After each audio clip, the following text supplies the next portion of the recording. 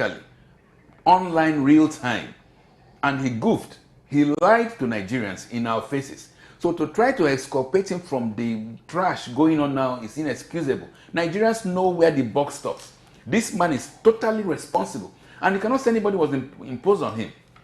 When the same man felt that the head of the IT unit in INEC was not doing his bidding, he immediately changed the man. Yes. When he felt that the REC in Sokoto, the Resident Electoral Commission in Sokoto, was not doing his bidding, he immediately changed the man. Yes. So every INEC staff all over are put there by Mohamud Yakubu, and under no account should anybody try to exculpate him or excuse him from the tragedy going on.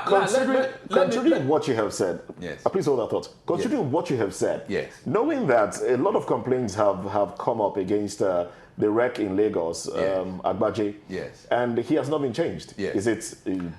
Don't you think it's no. there's a paymaster somewhere? That's where I'm coming. Please, Yes, there are some people who believe that they must have their way, whether you like it or not, because of where they are connected. What is going on in Lagos especially?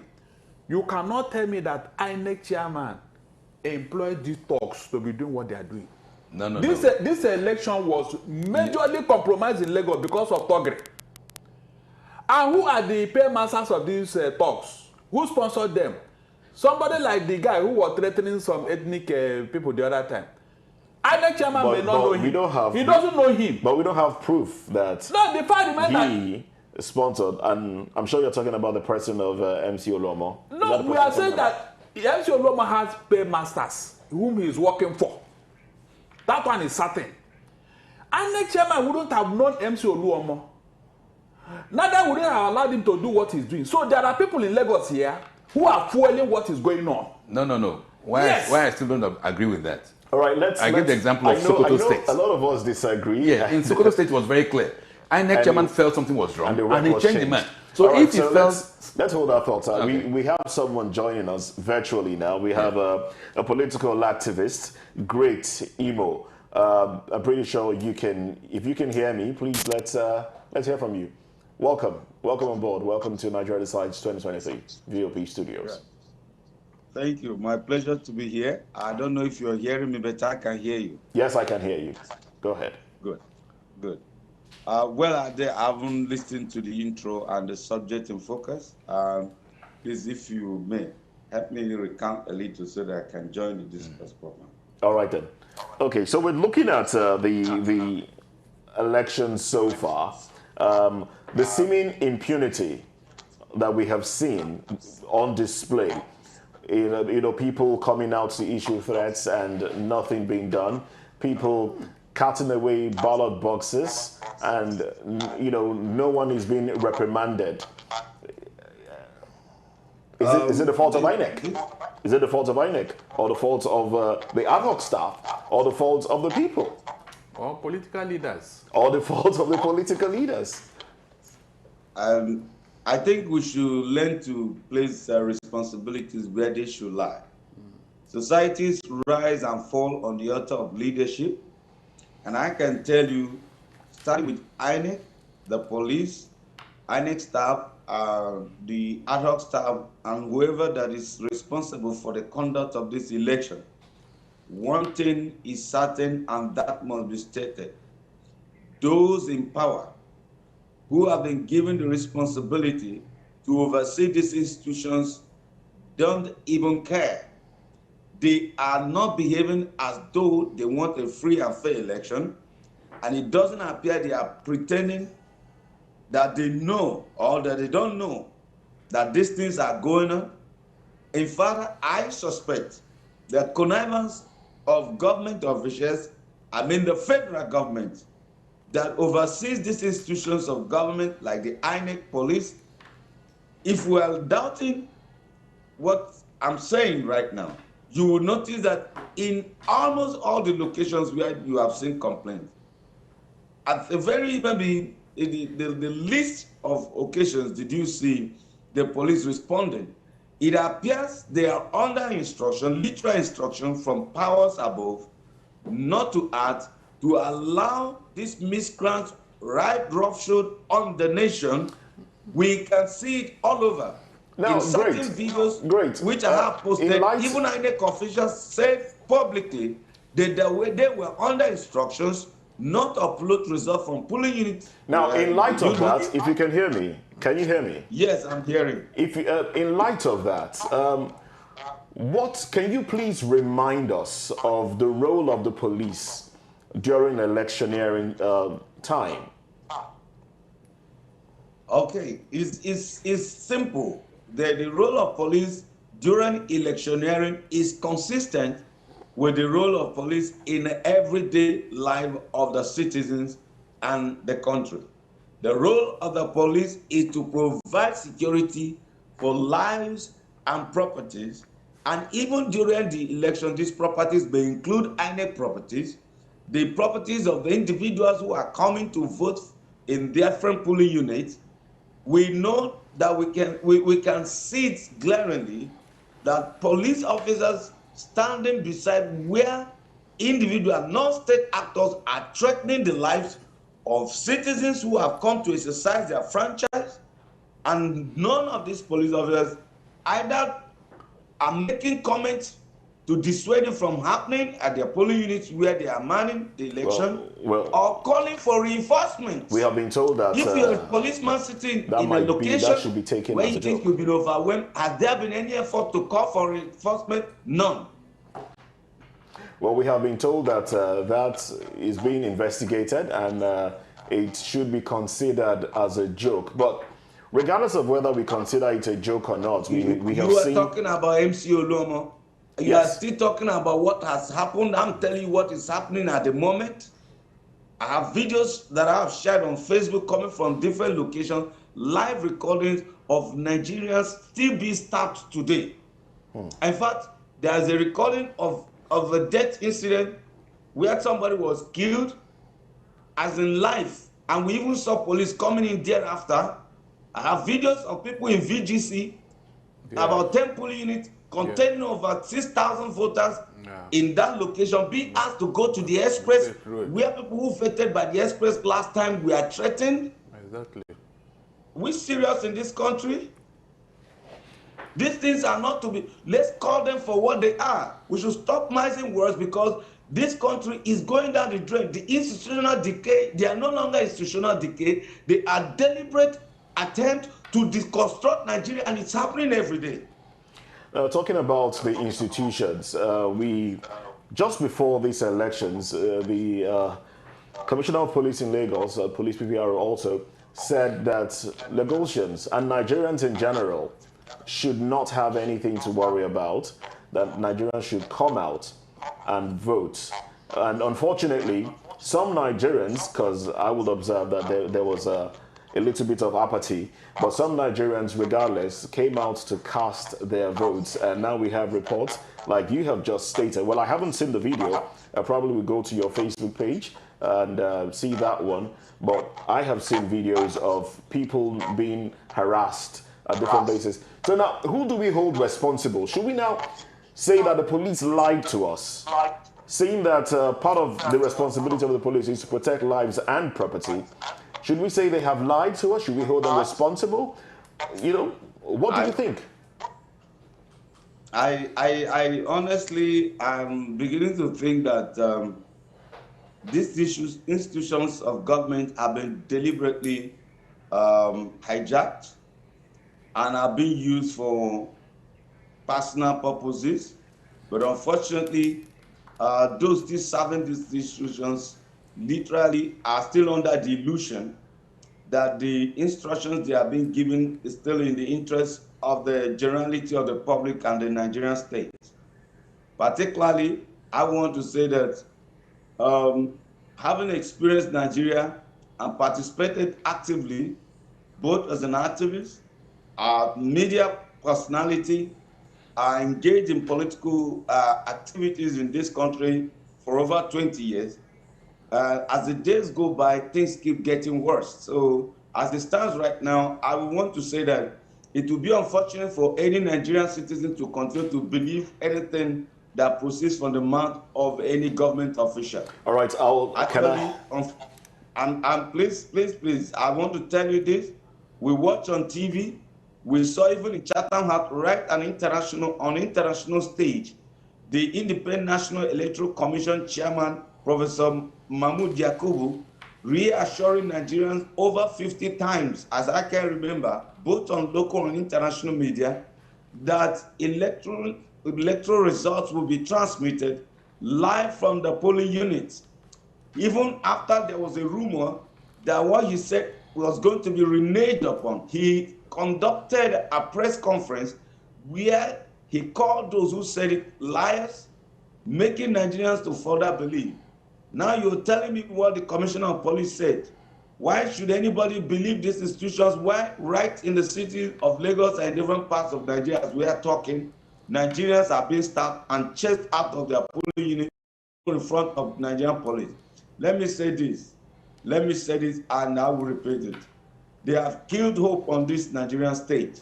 It will only take a miracle for anything to change, for this country's citizens to begin to repose confidence in this nation. A nation where institutions are being used to regulation does not have the moral rectitude to challenge kidnappers and robbers. That is the danger of what is happening in Nigeria today. All right, and we must call them for what they are. Let's go to Barrister Darlington now. Yeah. Do you agree with Mr. Great? Do you agree with Great that the people should not believe political office holders and institutions of government? Naturally, politicians are liars. Naturally, it's part of the game. Anybody who believes any politician is living in a fool's paradise. Don't ever believe any politician, either here or elsewhere. They are never in bed with the truth. Never. So that is settled. The only difference is that the Nigerian politician takes lying to the extreme. The Nigerian police will see that it is raining. And this man will come and tell you that the sun is shining so much that in fact you should not bother using umbrella, that he will insist and force it on you to agree that while it is raining, he believes it is shining. That is the difference. The absurdity of what they do is what I don't understand. Now, so if you ask me, we are not practicing democracy. On a more serious note, no, let us leave joke apart. What we copied from America is a corrupt version of democracy as defined by who? Abraham Lincoln. Government of the people, by the people, and for the people. It is not like that here. It is government of politicians, by politicians, and for politicians. But that is what we are experiencing here. There was hope at the beginning when the BVAS was introduced. It's interesting that Great did say that hope has been killed, but there was hope at that time.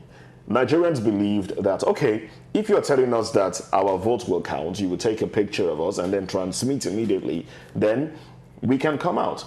We've seen that prior to the 2023 elections, we've had great voter apathy.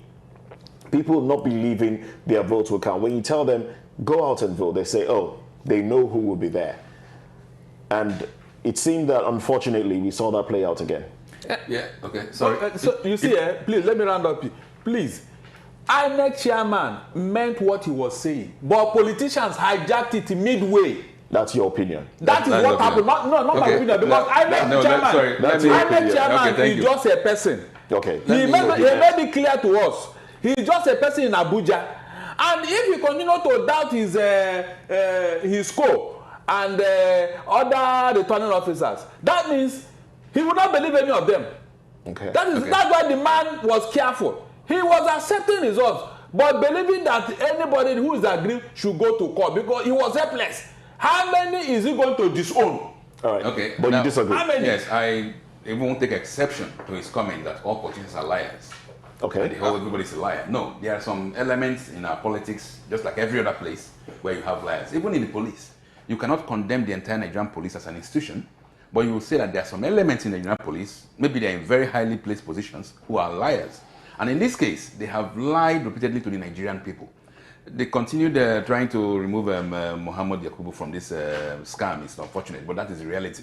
And with regards to these elections, Nigerians have to realize that the entirety of the whole process, Nigerians came out from at the onset, believing in the words in the Electoral Act, in the INEC regulations, that the votes will count. That was why across the country, in fact, over 93 million people came out to register to vote. Particularly the youths came out in their numbers who had never even bothered to register before. They all came out. We saw it. We witnessed it. And everything collapsed when they realized that on February 25th, it was all a scam. And this continued trying to remove Yakubu from this scam is unfortunate because at the point of the collation of this result, when it was brought to his notice by Dino Melaye and the other, they said, look, sir, things are going wrong. What is being reported here is not what happened at the various polling units. What was his response? His response was, okay, we will review before we make a final announcement. That was his promise. And that was on that basis that people said, okay, let us wait. Then around in the wee hours of the morning, this same man who calls himself a professor sneaked and made very nonsensical announcements that somebody had won an election. So trying to excuse him from the scam of INEC is unfortunate. You have your facts. Yes, now let me tell you. Let's at that point, the electoral law, go and read it, did not permit anybody to disrupt the process. That was his point. He has no point. No, the law allows them to be there for a purpose. If things are going wrong, they're not rubber stamps. They're not rubber stamp rascals. When Dino Melaye and his fellow travelers, you're calling them travelers. These were political party agents at the presidential level who were there to represent their candidates. When they resisted, they're not travelers, please. When they resisted what was going on, they didn't resist. They pointed out the problems. Other people in that group, let's hold our thoughts for told them that a bit. The electoral process does not permit anybody to disrupt the process. We have the political analyst still online. I'm sure he wants to chime in on this one. Because that would be calling for anarchy. As I said earlier, it would be wrong to exonerate the INEC chairman. Simple. Because I beg to differ with my senior colleague over there. I'm sure you must have read the Electoral Act. You must have also read the Constitution regarding the conduct of the election. I think it's section 64 or thereabout, if I'm not mistaken, empowers the National Coalition Officer, which is INEC and the INEC chairman in this regard, to actually listen to those complaints that were being brought about before the announcement of the election. In fact, he has up to 7 days, in fact, within 7 to 14 days, if you have read the Constitution, within which to ensure that the votes collected from the polling unit to the world, to local government and states before being announced at the national level reflects the will of the people. And what is even of importance is that during that collection, the agent of AAC called his attention to some of the issues that have been raised that were not being attended to by him. And he particularly spoke on national television, which I witnessed, that these things will be looked into. And thereafter results after the collation process must have elapsed. This man sneaked in the middle of the night while Nigerians were sleeping to announce results as collated without taking notice of any of those complaints that were brought. But he Who already in said, his right senses will be defending such a man? We are not defending. You are defending him. No. You are defending him, unfortunately so. No, we are looking at the issues. The issue is very clear. Listen. Yes. What Listen is very the well. issue? As The at issue the here time, is the law. it would have There been is an electoral law. It would have been possible. Which empowers INEC. What you are saying? All right, let's if the results. To set up its own guidelines. INEC set up guidelines and announced to Nigerians. And whatever INEC did after was tantamount to changing the goalposts in the middle of the game. It's indefensible. All right, so that's your point. Let's have it, yes. It would have been possible, what you are saying, if the results have come in one fell swoop. No, that's not true. It took almost 3 weeks. Even as at last week, they were still uploading the results. Whose fault was that? On the annex server. Whose fault was that? How could it have been Because he manipulated Yakubu Mahmoud's fault? How could it be? Is But it the one operating it? if a man's house is on fire, who How should could be it have held been? responsible? What we are saying that we are not The looking at the security team gods within the states who are sabotaging the effort of There this is man. no team There God. are team gods. There are team gods Can all you- over. can you name one? Especially- Can you mention one? What are you saying? Did you see what's going on in Lagos here? Mention one team god. Okay, is it the next chairman that will come to caution MC Oluomo, who was employed as the general manager of Pass and Garden in Lagos State? The governor has not said a word about him. Is it the next chairman that will call him to order? Is it the next chairman that unleashed the talks on Lagosians? Somebody should answer me now. You are modeling up issues, sir. No, that is it now. It is this topic that sorry, we're talking of the election. that compromises the That is election. not an electoral. Beautiful. We're talking of the electoral process. It is the topic that compromises the election. Listen. We're talking of the It is. electoral process from the voting The to the process counting. has been compromised already. Listen. It has been compromised. The electoral Please hold process your thoughts, from the let's- voting let's have to the a- counting to the Right, announcement. so That is speak as well. INEC. What the violence or whatever is another issue. But what we're talking about now, and who is responsible for the lapses, is INEC chairman for the voting, the collation, and the announcement. Those three. Three other ones, like this one you talk about, MC Oloma or whoever talks, is the police responsibility. And let me correct one impression. Yes. The police keeps on saying that the INEC of policemen at the polls do not have to be armed. They should take instruction from the INEC officials. That's crap.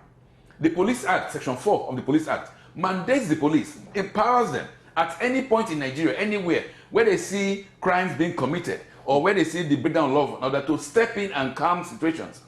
It is wrong for any policeman, either the IG or the commissioner, to tell policemen not to stop crimes. And they say they should take orders from the INEC chairman. Okay. Hold on. How is that his problem? Excuse me. I'm talking this one. I've finished with the INEC chairman. I'm talking of the police hierarchy, whether the commissioner or the IG. So whoever made that kind of commands or pronouncements to policemen to stand by and watch crimes being committed is not worth being in that command They position. even said that police should arrest and hand over to INEC official. Nobody can say that. Yeah, it has been said. No, That's what I'm saying. nobody it has can been say said. that. Who said that? That Who is said what. that? Look, that is what. Can you the- educate us, please? Who Hold said on. that? May I That is- contribute to this? May I contribute to this? Yes, Please. great. Go ahead. Whenever there is election, the security agencies are actually budgeted for. I hope we all know that. The INEC budget includes, working with the police. Apart from the strategic budget that is given to the police for its own logistics, other security agencies like the Army, the Air Force, Central Bank are all part of conduct of this election. And even where the INEC chairman is not the Inspector General of Police, whereby that the police have been deployed for this assignment, the INEC chairman is expected to have a situation room from where he gets all the feedback from across the federation. And he also have a lineup of officials whose job it is to relate with those security leaders in different locations where these things are happening, to act if where they are not acting as at when due. So I don't think we should. This thing. I've watched an election. I've been involved I was an observer in 2012 presidential election in Ghana. What is happening here is a shame. We shouldn't even be discussing. Now, is it the INEC chairman that said that when the police arrest anybody who is contravening the process, that they should hand over to INEC? That's my question. With what I'm seeing now, there is every reason for every Nigerian to be ashamed, because this is a charade, and we can't excuse it. We can't excuse it. But we are not excusing anything. No, you are excusing we it. are pointing out. Right, we are pointing out the Gentlemen, please let's be calm. I understand that tempers are rising. Hold on. Let me ask you one question. Yeah. Were you aware that some people were arrested somewhere in Abuja who were carrying beavers and we are doing something in somebody's house? I don't know whether speak or whoever. When the police arrested these people, INEC It's for not possible. prosecution. It's not. Is that the right thing? No, take it easy. Take it easy. No, hold on. Is that the right thing? Can you please take it easy? Answer me. Is that the right thing? INEC does not have the capacity to. You see now. I'm answering you, please. You cannot answer me. Answer those who imposed that thing on INEC. Listen. Answer them. No, Answer them. Don't answer me. INEC does not have the capacity. Yes. Hold on. That's what I'm telling INEC you. does not have the capacity to have custody of anybody. Good. So sorry, that means can we nobody hear can, him out? Listen, Can we hear him nobody can, police cannot hand over somebody to But INEC. they did. No, they cannot do They that. did, my brother. They did. I don't know where shy they away. have- Do you have facts to that? Are you telling me? You mean you're not current? This is it's an unfortunate Police discourse. arrested these guys and handed over to INEC for prosecution. Sir, you are a lawyer. You are a I lawyer. am telling you what is on ground. You are telling me. Can you please listen? INEC does not have any holding cell. I know. So the police cannot. know. Now what happens is this. Listen. Can we just hear him What out, happens please? is the police will still maintain custody of whoever. Then maybe the prosecution will now start from INEC.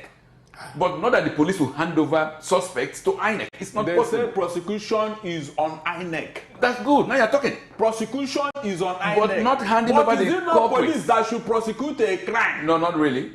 Not really. Is it not police? If it's an electoral act offense, it's INEC. So, It's INEC, so not the what police. are you not All saying? right, let's move away from. I'm done with this kind of argument. Let's move away from this. Let's look at the unrest that took place in some parts, as reported by.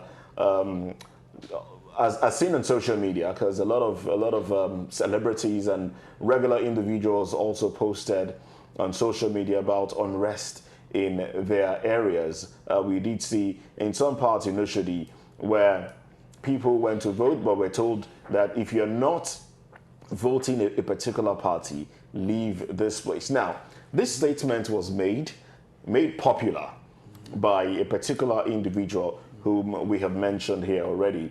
And yesterday, a video came out where he said, okay, it was a joke. He was referring to a particular person who is a friend to him, the Mama Chukwudi. Yes. He Which did is say, another lie.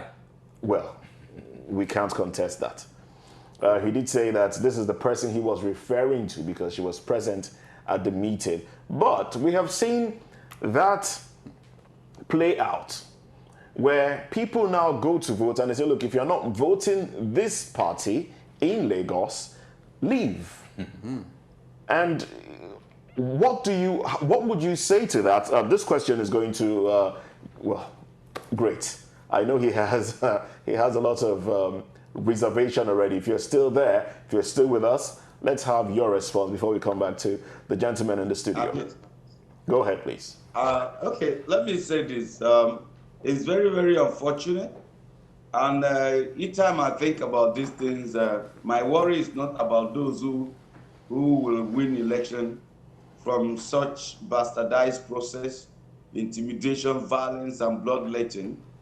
What we are toiling with is that we are setting Nigeria up. Because right now, our young ones are beginning to see that systems and processes don't matter and they don't count. Nobody should be relying on the government in the future for his security to believe what agencies of government said. Very soon we'll be having our young people, when they want to go for an election, all they need to do is spend their money, buy weapons, arrange their own talks. And by then we don't know who will be a victim, especially for those who are clapping for the shenanigans that is going on today. And it's not deniable anymore, because the videos are everywhere, to the extent that even those who this violent eruption and intimidation is favoring, I even cheering, clapping, and carrying the news everywhere to show that they are a success in their brigandage. So I must say that it's no longer deniable, but going forward, if we have anything left for us to do to remedy this situation, every of these locations where this intimidation took place, where there was ballot snatching, where there was burning of ballot papers, where people were not allowed to vote, INEC must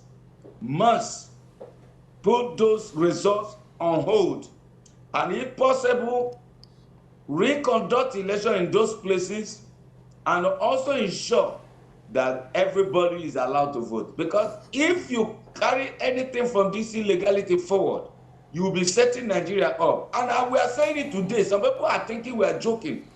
Those who became bandits today were children who were said to be out of school 10 years ago. 1 million out of school. Today we have 20 million out of school. Now we have unknown government. We have kidnappers who can't travel freely. And we are adding all of this to the injury that we already have in Nigeria. The danger we are turning with is from now hence, you will be making a lot of Nigerian citizens not to longer believe in government and institutions of government and to begin to seek self-help. We don't know who will be a victim when that time comes. That's All right, Barrister Eluche. Yes, thank you. This is going to you now. Can individuals who feel aggrieved by things meted out to them as they went out to vote, or who just feel aggrieved with the process, can they approach the court of law and say, look, I need redress? Well, in any sane clime where the justice system is respectful of itself, it would have been possible. But under the charade, I'm a lawyer, over 30 years experience, under the charade we now have as our justice system, where the courts, even up to the apex courts, the Supreme Court have given out judgments which are jaundiced. And I'm using very, very calm words to describe some of those judgments. The scenario of the courts being the hope of the common man appears diminished. And that is now being further bolstered by what's going on now, by the common phrase. Like even our INEC chairman said, if you don't like what we're doing, go to court. It has become a common caricature in our society. So now, to answer your question, can an individual go to court and challenge this process? Ordinarily, when in days of Ghana, when the issue of locus standing became very specific, an individual can challenge the system.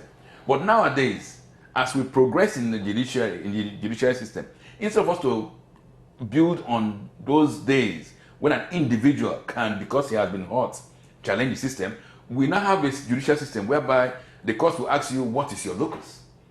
You have proved you're a Nigerian. You have proved you're going to be adversely impacted by the outcome. You have proved everything that needs to be proved, that in the days of Faremi was enough to grant you status. Now you're asked, what have you specifically suffered that others have not suffered? So the answer to that question, unfortunately, most unfortunately, because the answer should have been yes. Well, an individual who is paying can move ahead. But under this, even a political party can hardly move, because they'll say, okay, there are 18 parties. That was the kind of news that the INEC chairman keeps on blabbing about, that we have 18 candidates who came out for presidency. So if you have only 3 or 4, then that means the rest. Nonsense. Now, All right, I slightly disagree with him. Which is okay, but let's have your point. The principle of locus standi still stands in our laws. You cannot read the mind of a high court judge or a magistrate. All of them are not the same. Let me give you an example. Recently, 2 people went to court because they were given temporary voters card. And the INEC said you cannot vote with temporary voters card except you have the permanent voters card. And these people went to court. And the court said, no, you are going to vote with that temporary card because it is not your fault not to have PVC. That it is the fault of INEC not to have given you your permanent voters card. The court did not ask them, what is your locus here?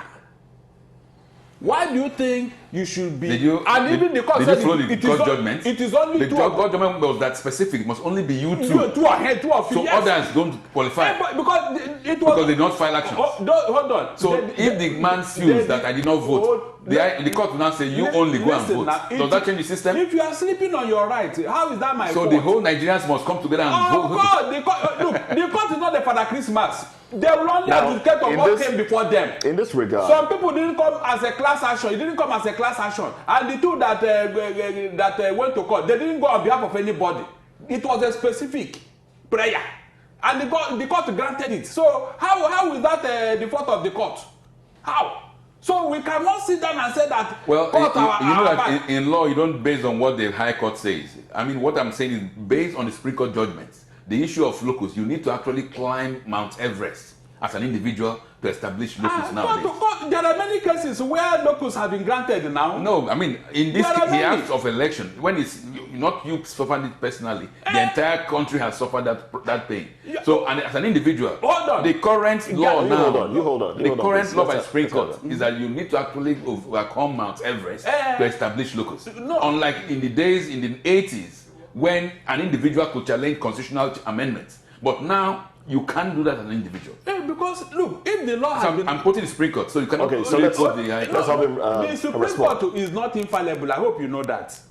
You know. But it is. What do you mean it's not? It After is not you infallible. go to God. They have no. Yes, I know. But the fact remains that. So it's infallible. Why not try instead of saying there is no need?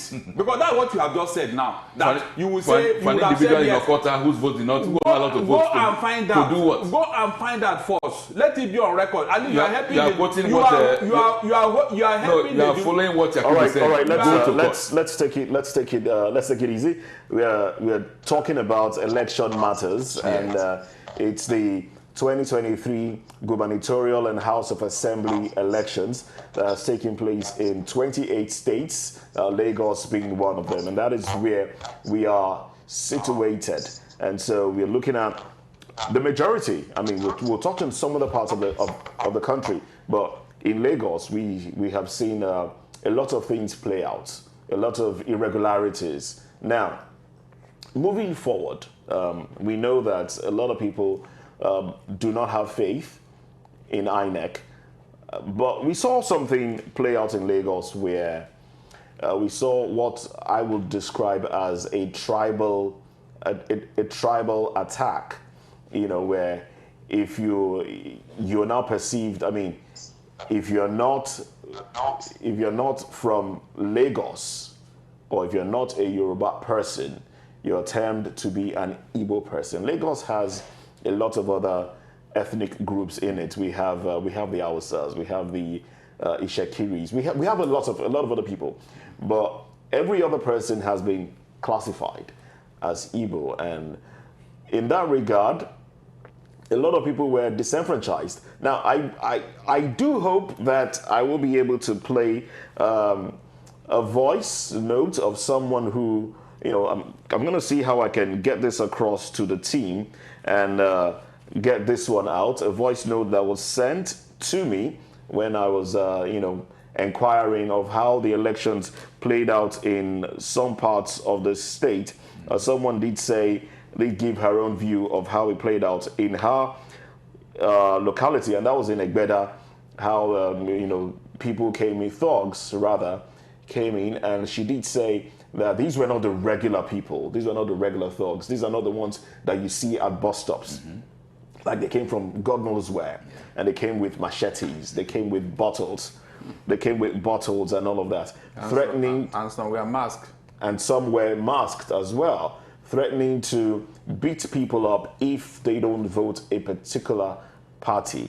That's why I'm asking, as an individual, as a citizen of Nigeria, can you go to a court of law and to say that on the 18th of March, 2023, I, a citizen of Nigeria, was deprived of my right as an individual to cast my vote because certain individuals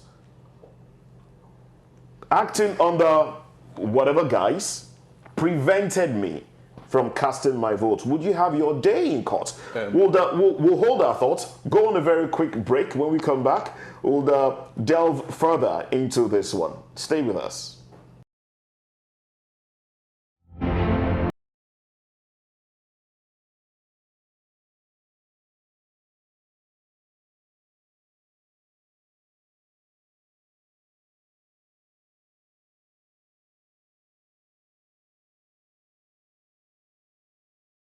Are you concerned about whether or not your vote will count?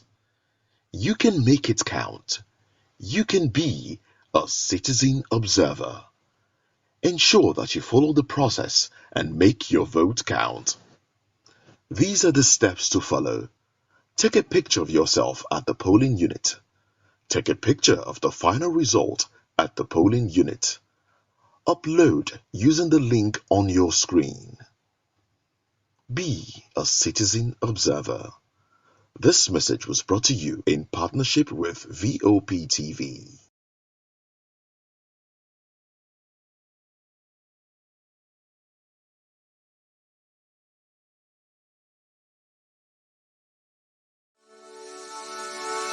A new day has finally come for citizens with disabilities in Nigeria.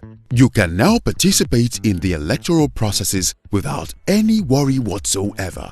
The new Electoral Act of 2022 has made robust provisions to ensure persons with disabilities are not left out of the electoral process. The Disability Act and the Electoral Act has mandated INEC to provide special assistance for citizens with disabilities at the polling booth. As a citizen with a disability, you are entitled to non-discrimination, priority voting, braille ballots for the blind, magnifying glasses for albinos, election day instructions to support the deaf, among other provisions. So, when you arrive at your polling unit on election day, all you need to do is present yourself to the polling officer in charge and you will be given the required support. It is your right by law. Now, nothing can stop you from being part of the electoral process. You are a citizen, and with your voter's card, you are one of the owners of Nigeria. Go out and make your voice heard as we recruit those that will serve us on election day.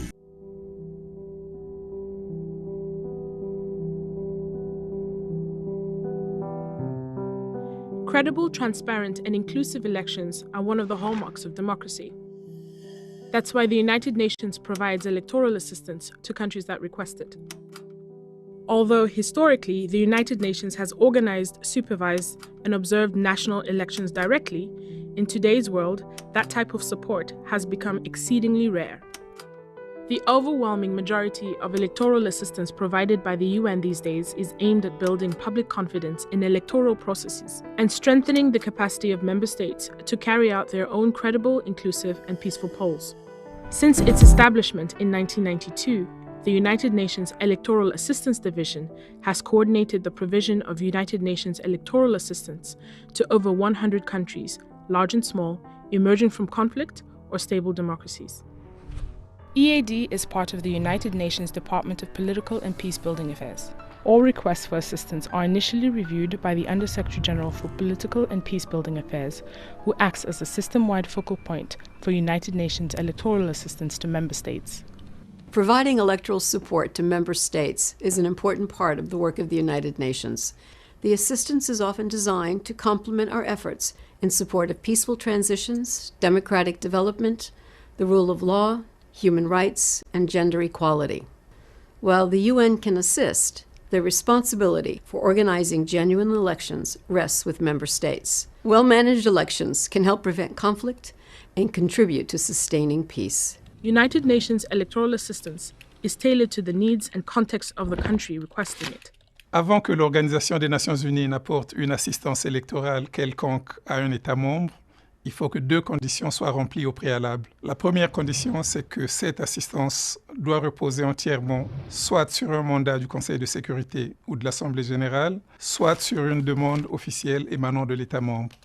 Secondly, an assessment of the needs as well as the overall environment in which the election is to take place will be conducted under the authority of the focal point by the Electoral Assistance Division in coordination with other relevant UN entities. The result of such needs assessments is a report submitted to the focal point containing recommendations for the precise parameters of the eventual UN assistance to the member state.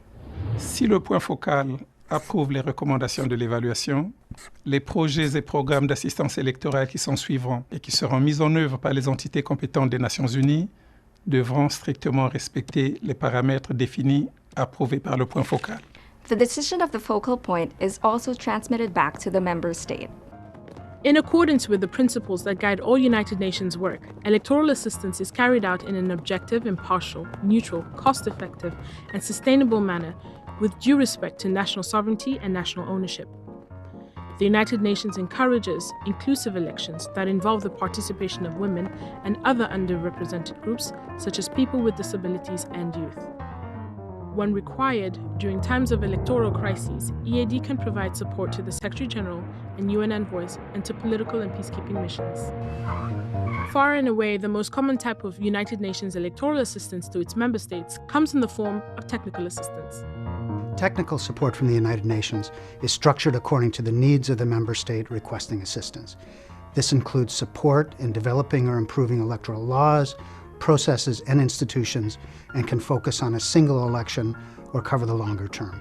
The assistance focuses primarily on the election administration bodies, but can also include assistance to other electoral stakeholders and institutions. Our role is not to judge the legitimacy of elections in our member states.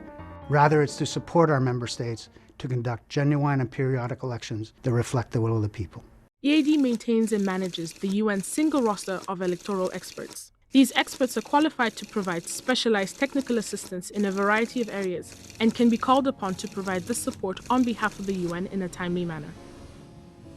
Different UN entities can be involved in electoral assistance, each working according to what they can bring to the process.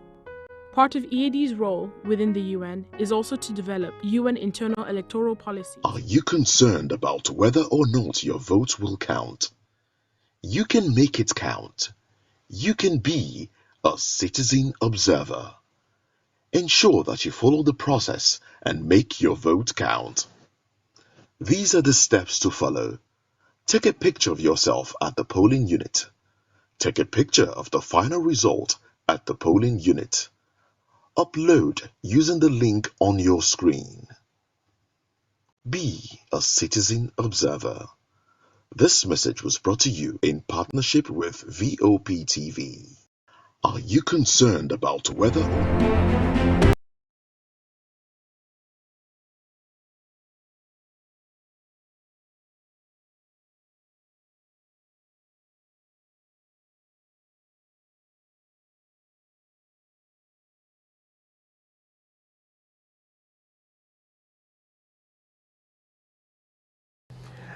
All right, welcome back. It's still VOP Studios.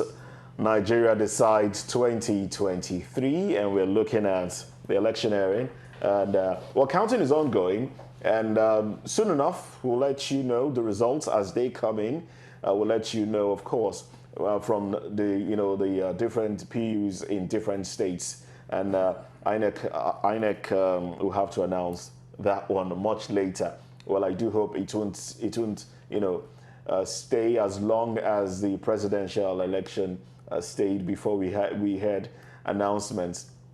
And we also did see that regardless of a court order asking that INEC use the beavers and Nigerians should be allowed to monitor elections using the IREV, we saw something different play out, where ad hoc staff of INEC were saying that no, they cannot upload due to reasons, one would hardly understand.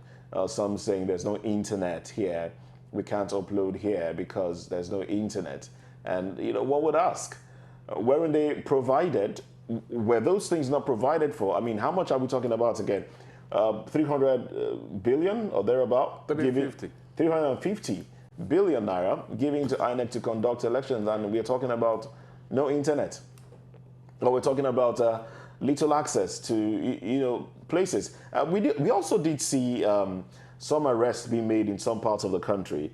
In Imo State, we heard about some ad hoc staff moving. Yes, they were kidnapped and then they were rescued. Interestingly. They were kidnapped. They were rescued without the materials. The materials. Yes. Apparently, what they kidnapped are the ballot papers. Apparently. That's not the. So, what will we make for that elections taking place in that area? Now, you see, in Imo State and several other states, like during the presidential elections didn't take place in whole local governments in Imo State. Our Mama area on Haji, there was simply no elections. The recs in those areas came out and said, okay, we wanted to come and say we didn't have elections here. And those were part of the results that were announced by Mahmoud Yakubu as Imo State results. So that in itself, shouldn't that nullify the elections? Good. That is what is emboldening all these rascals we see perpetrating these electoral heists all over the country. That if you can seize this thing, make sure there's no elections, and you still submit some papers, the same INEC will announce those results. So I mean, once Barrister yes, Aguma obviously he doesn't. Yes, reacts no. What I'm differently. not trying to say is this: at this stage now, when we've Yes. seen what has happened in Lagos, we know what is going on in Rivers. We know what is also happening in Kogi State, where you will have broad daylight robbery going on in the name of elections. If INEC at the end of the whole process comes out and announce whatever, because it's not results, they come out and announce some figures. You see, we don't look at the danger of these things because the whole world is watching.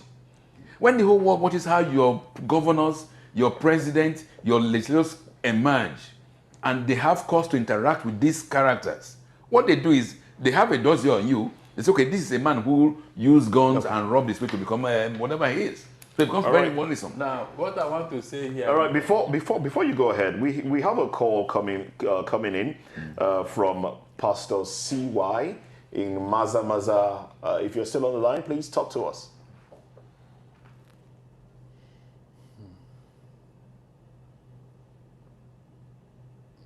Do we have Pastor CY from Maza on the line? All right, we seem to be having... I was crying. My vote was teared. They tear my vote. Okay, Pastor CY, Because can I vote for you Labour. recap? Can you start all over again? At Idowu Street. Idowu Street. Yes. So nobody's voting there. If all the whole people that want to vote, then chase them away with the cane and option. Chase them away. So, in fact, we're very surprised that this kind of thing will happen. So nobody is there to be able to guide everything, but nothing. The Labour is taking over. All the polling booths, they was there. If you vote for any other party, put the Labour, they change up. All right, so that is what we see or find ourselves today. Okay. There's no vote in Lagos State. That vote should be cancelled. Thank you very much. That's Pastor CY there from Maza talking about what happened at the polling units and asking that the vote be cancelled. But the question you and I should be asking, who takes the blame for this thing? Is it truly INEC chairman or who? That is the question. But I did ask you a question earlier. I am telling you that I said, it's not as if if a man's house is on fire and the man is not calling for help, who should we blame? The security guard or the man whose house is on fire? No. In this case, no house is on fire. Oh. Nigeria is burnt. Let me come. Barrister Eluchi is burning. Would disagree. The country is burning. No house is on fire here. Listen. Okay.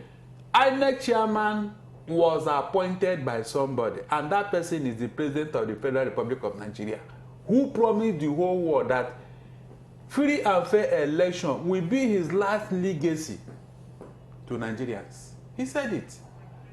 So I have been wondering. So are you saying that the president should be held responsible? Don't take the words out of my mouth. I have been wondering why. But we can't wait forever. I have been wondering why nobody has mentioned Buhari's name in this. All right, well, we have Ikenna. We have a caller, Ikenna, calling in from Lagos. Ikenna, good evening to you. Good evening. Good evening, Ikenna. Go ahead. Yeah, God bless you, my people in the studio. God bless you. Please, what I want to say is that the INEC should cancel anything about Lagos State level or e-governorship and the state assembly. Why? There's no election going on everywhere. Everywhere you go, the talks will keep on chasing you, except you are the one coming to vote places or whatever. Please, if they should do the list, they should cancel anything Lagos State this election in particular. That's my submission. All right, thank you very much for your suggestion. Imagine if somebody had taken responsibility and tell INEC chairman, look, I am not too comfortable with what is going on. But he has come out to say the election was... Imagine if somebody in question being the president. Yeah, exactly. Because he has come to validate the election. I think you now want the INEC chairman. You are mistaken issues. In what way? INEC is a tenured position. From the moment he is appointed, yes, he is appointed by the president, no doubt. But he becomes responsible for electoral matters. President. Because the president cannot just wake up and sack him. No, it doesn't work that way. Hold on. So, no, what I'm trying to say is this. When on electoral matters, we don't have to call his gone. His own is different. The issue now is Mahmoud Yakubu has made promises and is supposed to abide by the Electoral Act, by INEC regulations, and if he makes failures, if he fails in that, then he should be held responsible. Now, you see all the calls coming in. People saw what happened in Lagos. If INEC proceeds to announce any results from this broad daylight robbery, you blame INEC for it, for goodness sake. And it's exactly what happened on 25th of February. The mess was nationwide, and the same INEC, despite admitting to errors, proceeded to announce a fraudulent result. That's the issue. We have another call. If the president, Francis, welcome to VOP. I live at a Gondo Road. Okay, Francis, how did he? We know what happened there. 12 and 13. He allowed the house. So a man came out and they say he was the son of the Yalode house. He came out with knife and they said that if anybody did not vote for APC, he will market the person. And he start pursuing everybody around. That is how everybody ran away. See, and this is one man. Because they got the road. Hello. He has carried weapons. Francis. Yes. Francis is one man. But Francis, can you hear me? Hello. Can you hear me, Francis? Okay. Imagine if the security agents have done their duty. Now, Francis did will say, this thing be happening? Francis said a man came out with a machete. Now, but that is one man coming out to threaten a group of people. Shouldn't stood their grounds to say we are going to exercise our franchise with Moses, I don't know. But then we have a lot more people there. No. With machete. By the time they caught one person, you mean you will still go near that person with machete? You are saying it's that simple. It's not too. What I'm saying is, this is everybody saying complaining. What happened to the security agents? Because the commander-in-chief, he's the only person who's supposed to deploy the military anywhere. What has he said about all this brigandage? All right, we have Great is still with us. What has he said? The question is, beyond the election, what has Buhari said about 30 people that were murdered on the 26th of February in Kaduna? What has he said about those who were murdered in Boronu? What has he said about the various incidences, even the Naira scarcity, fuel scarcity? Look, let me say this. It is time for Nigerians to stop thinking that we have somebody somewhere who is, who is looking out for this nation. At best, I am forced to say this on a television. President Buhari is living a scam, well conducted and organized by himself, if this shenanigan is allowed to stand. Simple. And so far, what we have seen going on is nothing but a scam. It is tantamount to a 419er or a fraudster promising you a car, showing you a car, and ask you to go with him to a bank. And when you go and make a payment, you return to that environment, you don't find a car.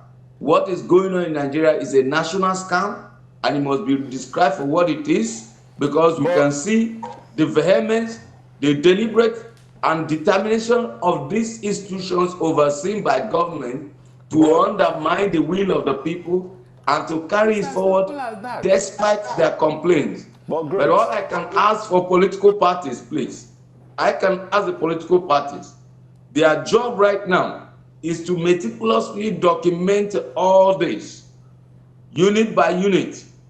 Bring your report. Let's take it to the judiciary first. All right, and great. if you still have some same people overseeing the judiciary, and thereafter, where these people fail, Nigerians should go to the street and recover their mandate. You've made your point, but the question I want to ask you is, can the president micromanage? I don't think so. The president has appointed people to carry out responsibilities. Now, if they fail, should we blame him, person of the president, for the failure of those that he mandated to carry out activities? It is one thing to appoint, and then after appointment, what was the job description? What was the order given to these persons? And you know that in the military, you obey the last order. Manage the election. Can we have a decorous discussion? Let's hold. Can we have a decorous discussion? Let's hold our thoughts, please. We have somebody calling in from the UK. We have Princess from the United Kingdom. Princess, welcome to Voice of the People. Bless you. The president. Go ahead. I just want to thank you for the way you are giving out all the details of things that are happening in Nigeria. We are so disappointed here in abroad, seeing this type of a thing happening in our country as big as that country is. We have everything in that country, but it's as if we have nothing.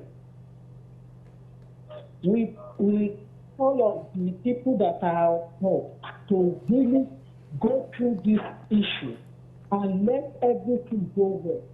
Because what is happening is just something that we cannot even open our eyes to see. It's like a dream. All right, it's a thank very you. bad dream. All right, thank you very much, Princess. The takeaway is that you're disappointed in what's been happening. Come and help us do it. We're all disappointed, you see. In addition Mind the will of Nigeria, I can tell you that the buck stops. Yeah, good. I'm convinced, actually, from what is going on, that even Mr. President himself appointed, what the man is doing, what Mahmoud Yakubu is doing is very much in sync with what Mr. President. Thank God. You are coming to you are coming to my coming to my level now. No, I'm coming. Yes. But I am convinced that because what you observe that there are also other scams which are already unfolding. Oh, the so next you don't know what I'm the saying. INEC voters this election period is the census. Yes. Already we have that same process going on. Good. All right. Okay. Sorry. Let's allow one person to. So what I'm saying now is that thank God he's coming to my level now. Initially, he thought I was exonerated INEC chairman. I was not. I know where I was coming from. That is what this man has been doing since he came into office. He was using people to actualize his selfish interest, and nobody is seeing it. He will put them in front. At the back, he was like he will be manipulating them. And people will be blaming INEC chairman, not knowing that the man is somebody put fire under him. That's what this man has been doing. Tell me that if Buhari doesn't want this election today, it will be cancelled. Okay, no. It will be cancelled. All right, go ahead. Go ahead. Yes, that is it. It will be cancelled. Sir, please, let's allow the other person to talk. Okay. So I very much agree with that. All that is unfolding because you see that there's a synergy of rascality. There's a synergy of criminality in what they are all doing. It's not just INEC chairman that is involved. It's also even the police, the security, the agencies. They're all part of this whole scam. And they are working in synergy. Yes. Because there are things that the IG is saying or the Commissioner of Police will say. Like the other day we had the first PPRO come out and say that somebody who was making genocidal jokes against the people was genocidal comments. He says it's a joke. Was a joke. And the first PPRO of the police was laughing over such comments. You see the IG of police telling people that they should not arrest people, they should go to the stations unarmed, that everything is working in harmony. Good. The army only shows up to do some kind of flash pan activities, but they are all working synchronized manner. So everything is good. And like I said, after this charade of the elections, the next one which has already been planned in advance is the census. Another multi-billion-dollar fraud is already been unfolded. So we have to understand that Muhammadu Buhari, from his very onset, has played a scam on Nigeria. He knows it. Okay, there seems to be an agreement here. Yes, for the first time today. I said you should there's an agreement here. Hey, you see what I'm saying now? You have come to my level. I thank God he now realized what I was saying. Yes. Because look at even the Naira scarcity. Is Emefiele acting on his own? No, he's not. All the meetings is between him and Buhari. But that's right. Between him and Buhari, even the DSS said this man has a case to answer. Buhari shaded him from the court. Yes. So in that case, how can you now come and blame Emefiele? Can you do talking that? about that one, But I agree. can't the courts, that's can't what the I'm courts saying. have done something differently? What will they do? No, but the court cannot come and Sorry, arrest you. It this- is you who will bring a matter to the court. Okay, let's have You see, what can the court do? But you see what Eluchie. Buhari did with the former CJ. And he brought a magistrate, because the Code of Conduct is akin to a magistrate. He brought a magistrate to come and mess up the chiefness of Nigeria. He allowed another former chief, the immediate past CJ, who actually admitted to stealing his colleagues' allowances. Yes, he allowed that CJ to go on retirement and be enjoying his loot. So the courts, the justice system, the judiciary, know that the beck and call. They know that the beck and call of the president. This particular administration has made it up. The president has held the country to ransom, and it's almost getting away with blue model. And then he keeps on feigning this aroma of not knowing what he's doing, or I'm not aware. I'm not aware. Meanwhile, in reality, he's the one perpetrating most of the issues that we're talking about this country. So I think But now, Barrister, now, considering what you have said and considering the agreement that I can see is playing out, do you think the incumbent president can be reprimanded by the court of law when he leaves office? Of course, by that time, immunity will be over. That is, if the sitting president would allow you to fly, because just like this one is doing, a sitting president can shield him from prosecution, just like they are shielding Emefiele from prosecution. Why do you think the man said he's coming to consolidate what Buhari have done? And why do you think they are making every effort to make sure that such a person takes over from him? Look at it now. Can't you see that this is a well-planned script? Do you know that if somebody like Obi should come, Obi will not, he will not go near corruption. He won't even, he will ask EFCC. The politicians are corrupt. Do your work. At least to a level, Obi from his antecedents, he know that it is the people that voted for him, not his money. Okay. So, but these particular people, why do you think that they want to consolidate on this fraud? It is because they want to cover themselves. This man knows what he has done in office. That's your view. Yes, he knows what he has done in office. But I very much agree with you. Even the ICC, just like the ICC is calling on Putin now, he has been declared a wanted person, ICC. It's the same thing that this man is going to face when he leaves office. So he is making sure that he puts somebody there who can shield him. Why do you think this fraud is going on? Great. Do you want to chime in on this one as well? Well, it's already established. It is obvious to the blind that I don't know what President Buhari is trying to achieve. Sometimes I suspect there is a plan to infuriate Nigerians to go to the streets, cause violence, and maybe so that they can install an interim government, because we all know these things we call election does not pass for an election. And sometimes I just see it as deliberate provocation by those in power to instigate Nigerians to go on rampage, and maybe they will find it as an appropriate excuse to have an interim government that will serve their purpose. But I want to use this opportunity to say that there is an end to all evil, because these things will not last forever, and Nigerians should prepare for a long walk to freedom. And let's bear this moment until the judiciary makes its final pronouncement. Okay. But I think we should all prepare. We should all prepare for civil disobedience in the days ahead. Okay, now, so now in case they refuse to right the wrong, Nigerians will have to hit the streets like June 12, 1993. The mandate of the people must be respected. The way the military was fought, we have to fight this brigandage, this civilian dictatorship, arrogance of power, and deliberate manipulation of election. We have to fight it until we recover the mandate of the people. We just have to emphasize the fact that we are not calling for a civil disobedience. We frown at it. We will not support that, especially here on VOP. Okay, I want to correct an impression. Let me correct an impression. You are a media personality. I want you to quote me from any constitution or any known law in the world that the right to protest, the right for Nigerians to request their rights and to demand that the rule of law be followed, tell me it's an offense in law. None. You can't quote anywhere in the law, not in the law of Nigeria or international law. It's not an offense. That may not be. There's none. I challenge you.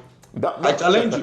It's okay. It's not a challenge. That may not be, but you can call for protest on the platform of Buhari a media called for protest. Buhari called for protest. Tinubu called for protest. There's nobody in this government that did not call for protest, that have not protested. Buhari protested. We were part of Nigeria when in 2012 there was self Nigerian protest in Ojota. When did it become an offense to protest in Nigeria?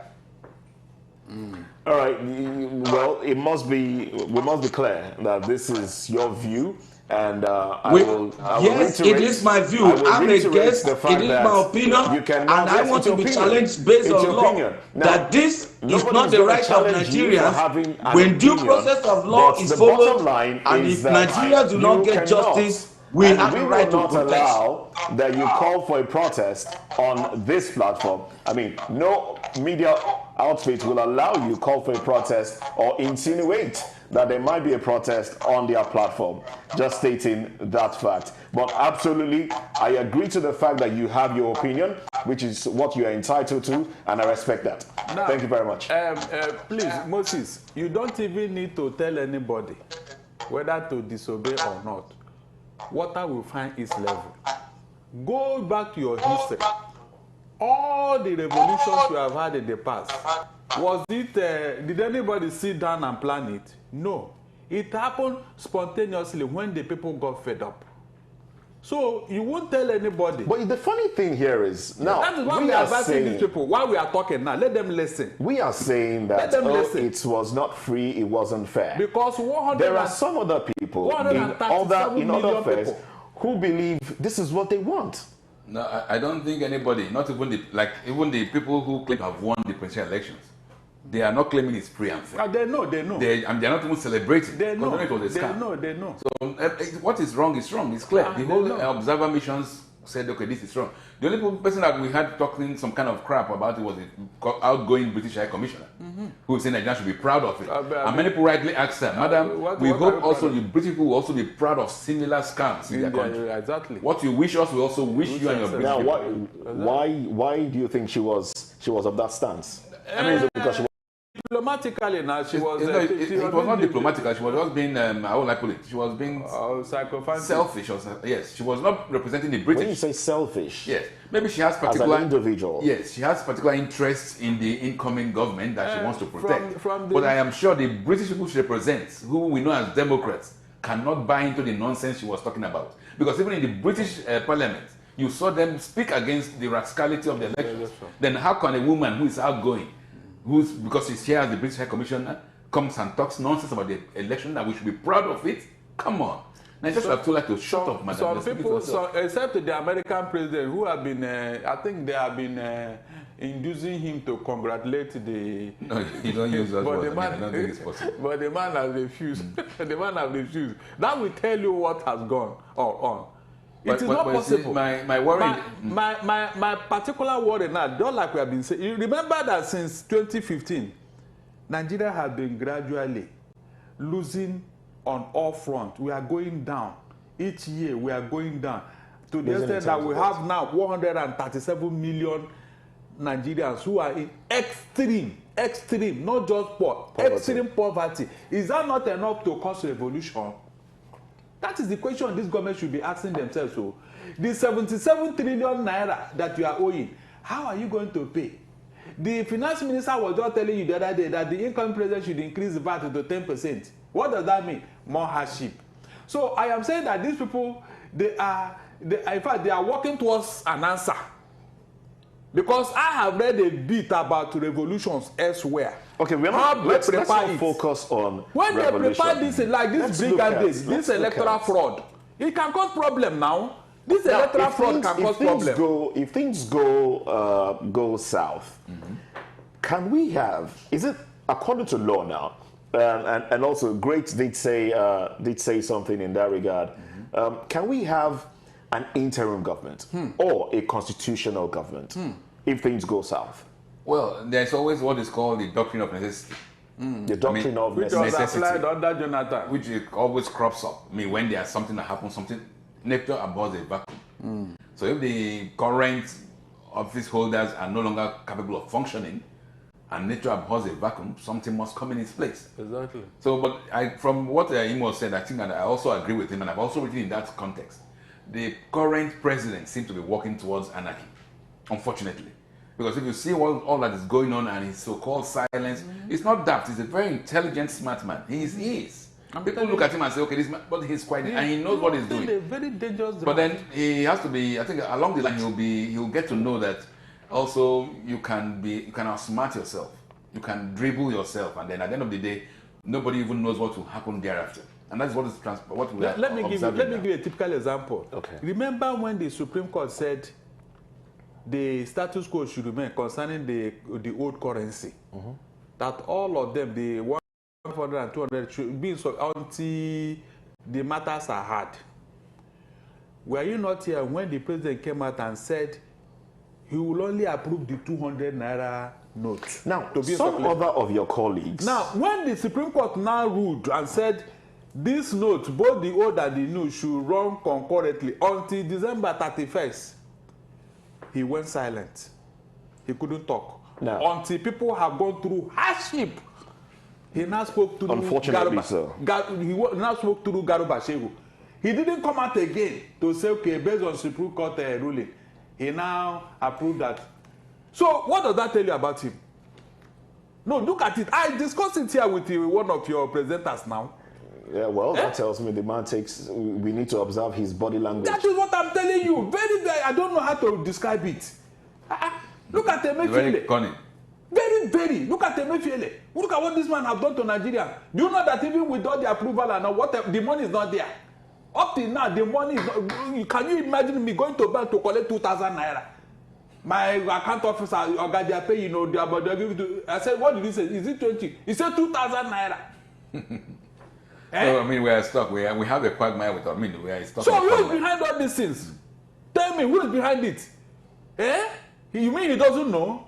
Of course, he knows everything. These are the things I don't understand. I agree. I agree. Well, if that was the context we're using, I agree. He's the one manipulating everything. He's the one.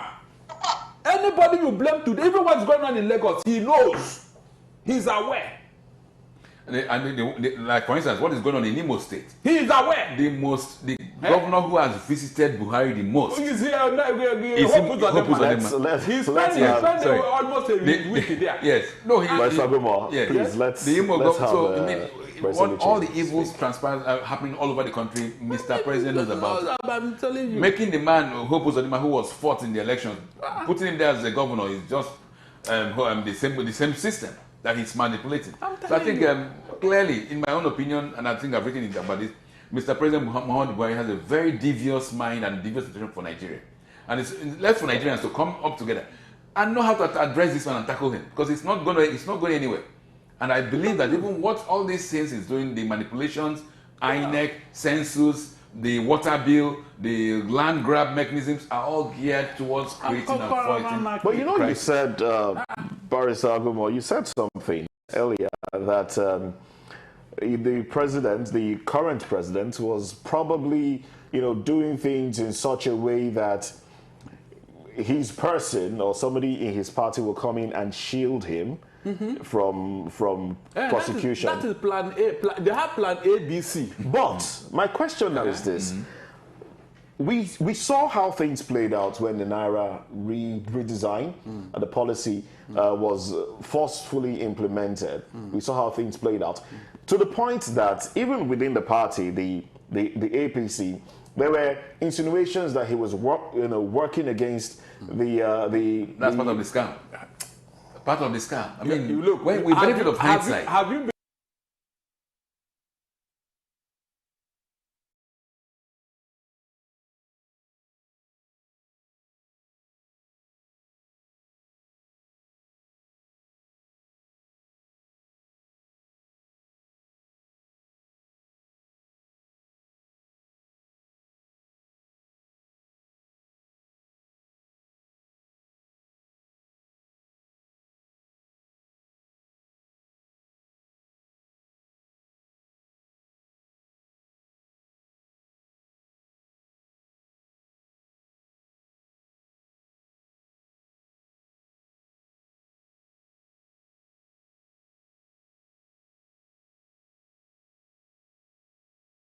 Yes. Okay, yes. okay, look at It's not impossible because you will sit back and look at it. This is the same government.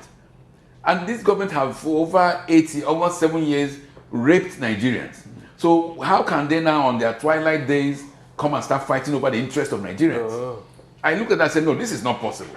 These guys have an ulterior motive. I'm telling you. And at the end of the day, we see that what happened really? What happened was that because APC men were still distributing the new Naira notes to their members. The old ones? The new ones. Okay. They were distributing the new Naira notes to their members. The people that were actually hamstrung and didn't have cash was the PDP. And we heard about the PDP baron being arrested in a river state with so much dollars. The police gets active when it's to arrest others. And we know that in Lagos, all the violence is being perpetrated by the APC. Yes. Because from the records and the reports, which from all over, your callers have been saying, from Ajah, Lekki, everywhere, it's all the thugs are working for APC. And the police is standing by. But is it not possible for a PDP person to hire thugs and make them impersonate APC? It's possible, but when it is possible. But when it's happening all over the place, and when the results will start coming out and it's all in favor of APC, it is not possible. The truth. It is not possible because these people, they know themselves.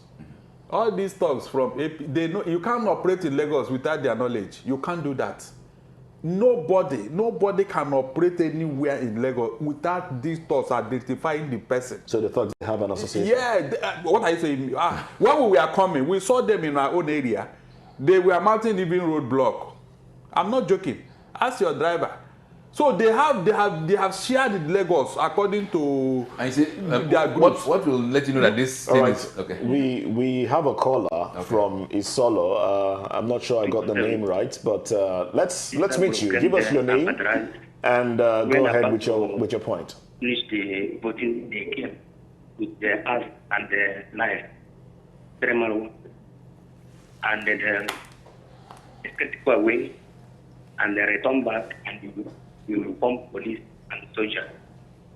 And the police comes along and stay by the side and they come back again when they are about to cut the ghost and they capture them with acts.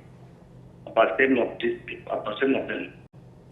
And the army tortured them and they interviewed them.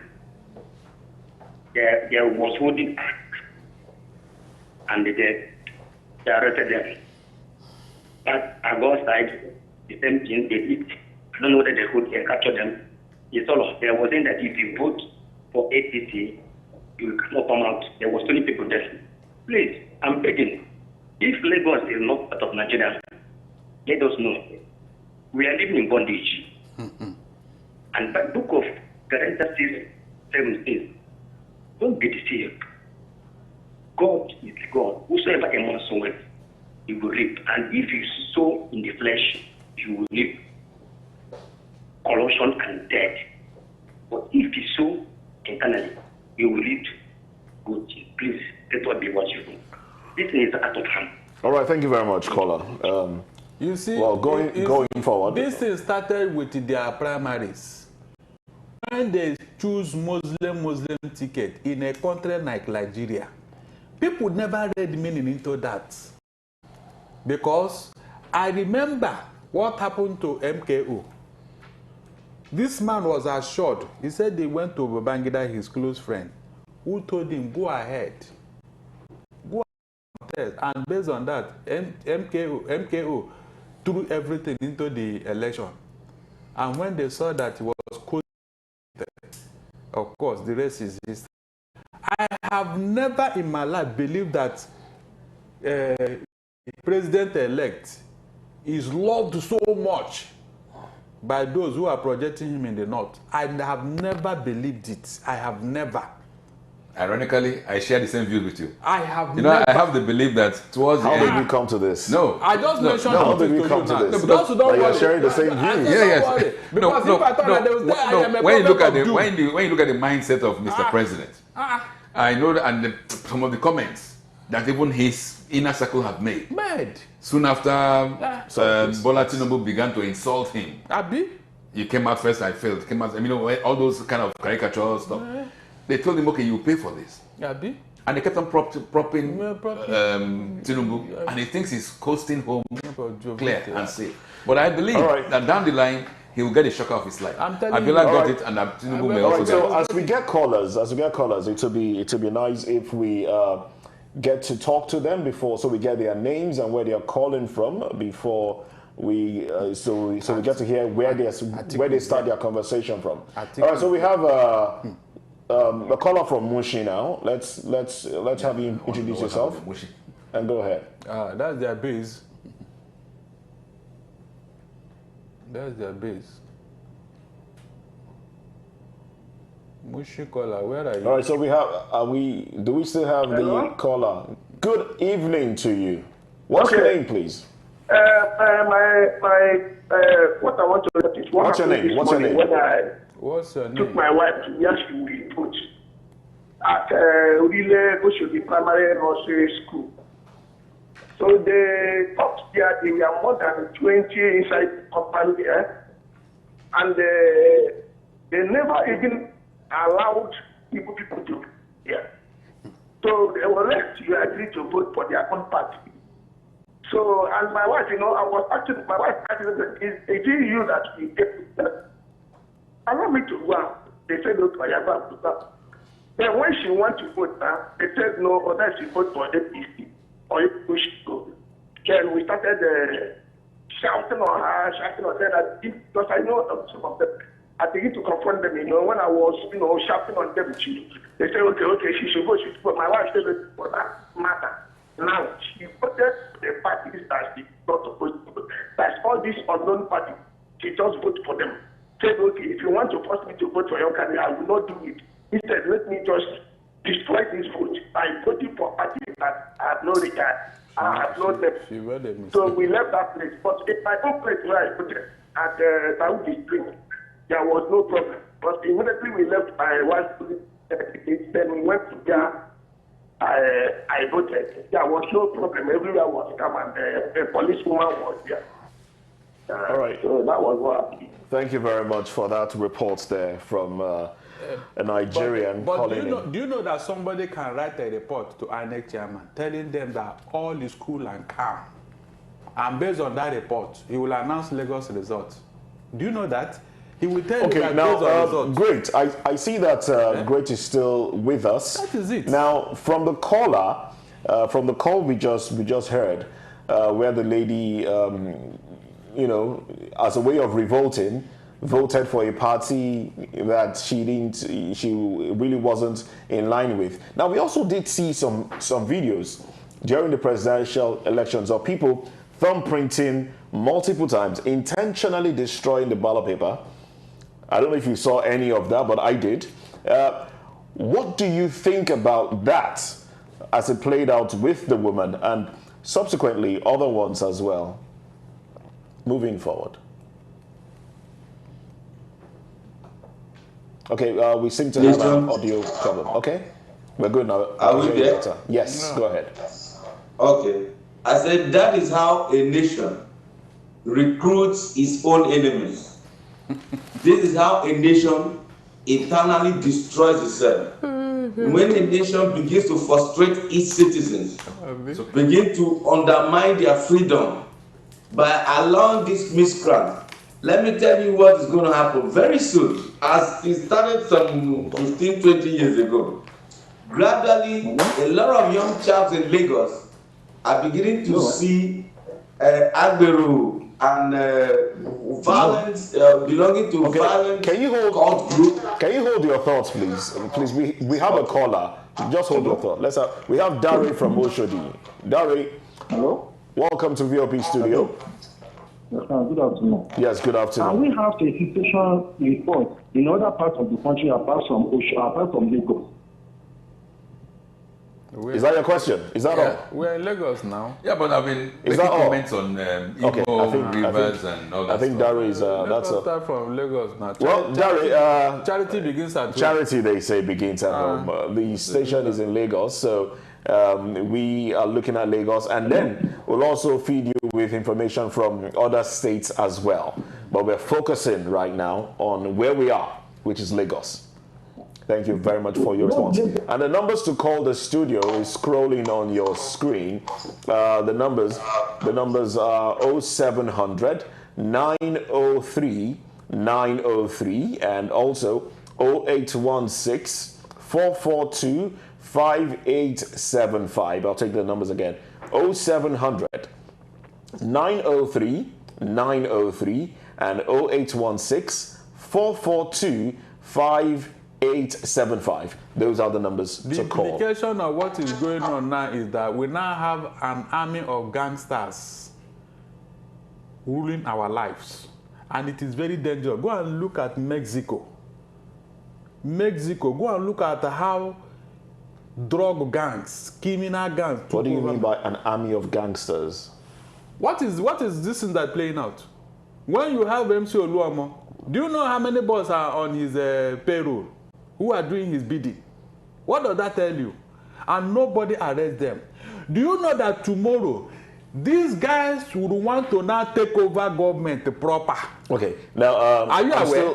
I'm not aware. Great is still holding on, but we do have Michael calling in from Okota. Michael. Hello, good afternoon. Good afternoon, Michael. Tell us how it went down in Okota. What's your report?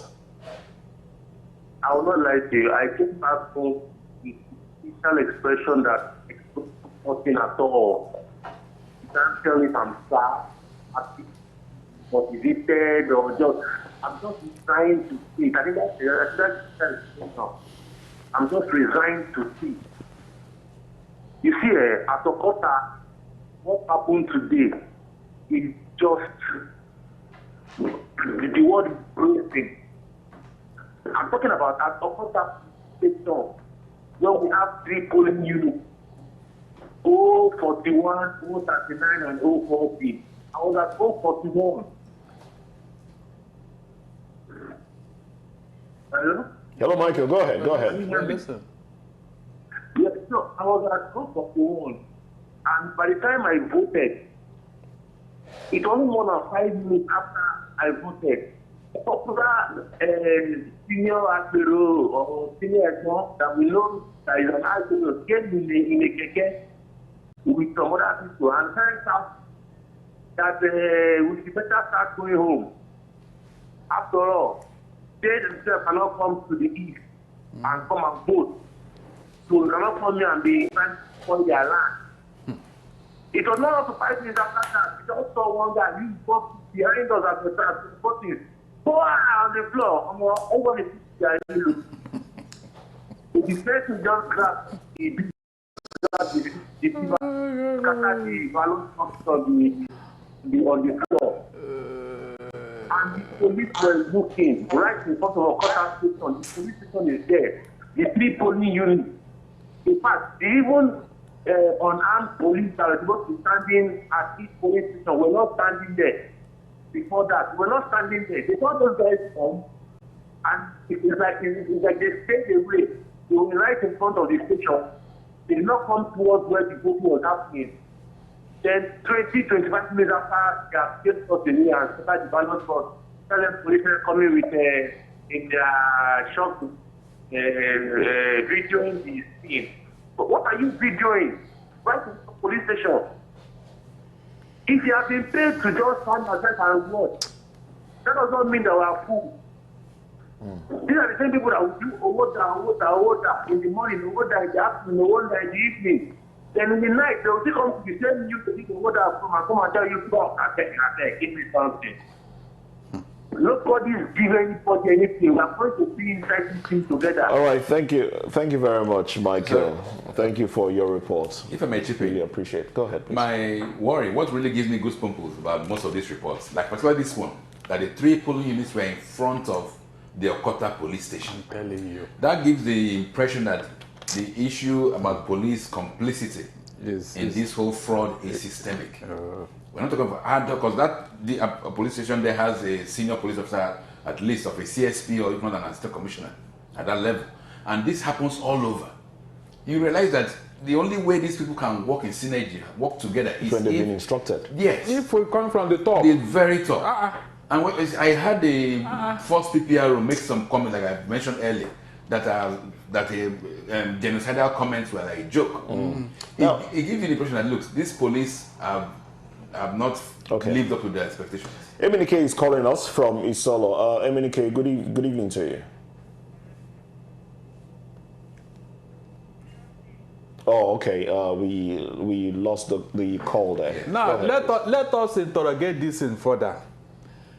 It happened in 25th of February. We thought it was a happenstance, and we are promised and given all the assurance, and now it's happening today.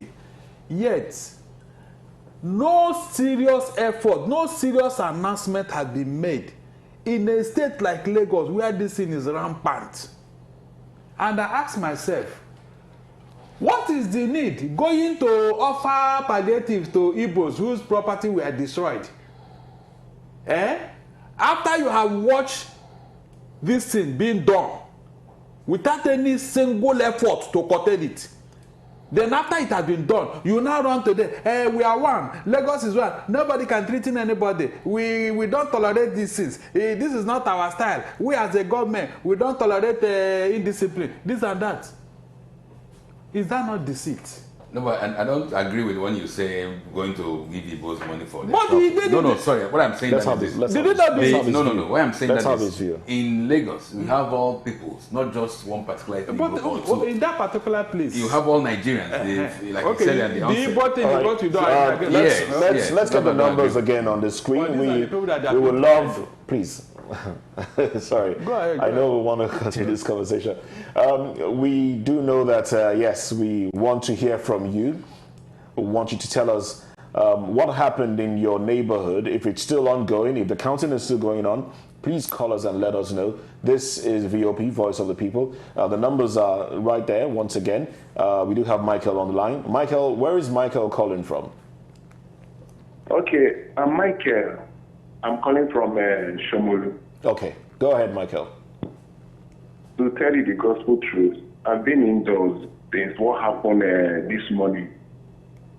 The shock I had, I've been indoors.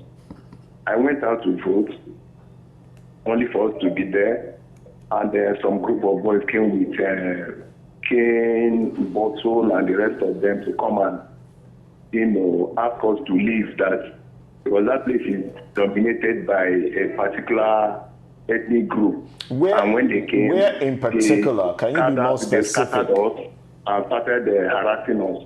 Michael. The man that the polling booth is in front of his house. When he came out and he wanted to ask them, and he knows those boys, and he said, "Why are they coming here to make trouble?" Could you believe that because of that rowdiness, the man just slumped on the floor? That's how that man lost his life. Today? That's how that man lost his life. And everybody in that polling booth. I don't know. Those area boys, they just went out. That is what happened today in my place. There's no election did not take place. The shock has been disturbing me since. Michael, can you hear me? I just came back because now they are fighting a particular ethnic group. Michael, can you hear me? Can you hear me, Michael? You said it's becoming too much. Okay, now, was the man attacked? Was he touched? What happened to the man before he slumped? The thing is that I noticed that they said the man has been hypertensive, kind of. So because of their using in front of his house as a polling unit. So he has voted and he was just around trying to ensure that people don't make trouble. Those boys came and started, causing trouble, causing problem everywhere. He called one of them and was like, "Why are you people making problem here now?" Because of that, everywhere being rowdy. Maybe the shock made the man just collapse there. Yeah, it's possible. Right. That's unfortunate. For a high blood pressure. Thank you, Michael, for calling us. Whoever emerges, whoever is declared elected from this criminal charade, I wonder how he'll feel himself. I'm telling you. Because there's no look. When you say a robber, you steal votes, you are robbed. If it's with arms, you have done armed robbery. So if you become a governor or a member of the House from this procedure, you have won by proceedings of armed robbery. No, but one would say, that's there's an argument in some quarters that politicians rig elections. It is the best rigger that wins at the end of the day. This is not rigging. I would rather say we should stop using the word rig. This is not rigging. Okay. This one is not rigging. When I say we should stop using the word rig is, well, the issue now is votes. This one is not rigging. If you steal somebody's vote, you have stolen. You are a thief.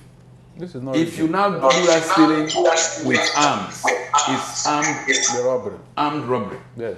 So when because it's all this, and there's serious language we should use. All right, we have Emenike from Sela. Hello. Hello, Emenike. Welcome to VOP. Good afternoon to you. Good afternoon. How did it go down this